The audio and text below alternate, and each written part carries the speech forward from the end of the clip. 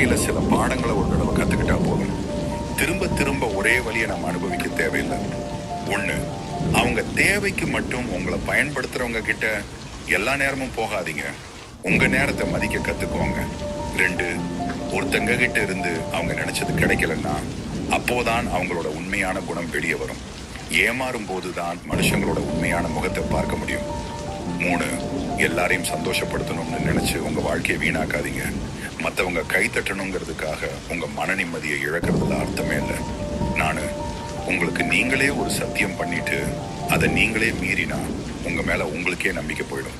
முதல்ல உங்களுக்கு நீங்க உண்மையா இருங்க. அஞ்சு, எந்த இடத்துல உங்க மனசு காயப்பட்டுச்சோ அதே இடத்துல இருந்துகிட்டு அதை சரி பண்ணவே முடியாது.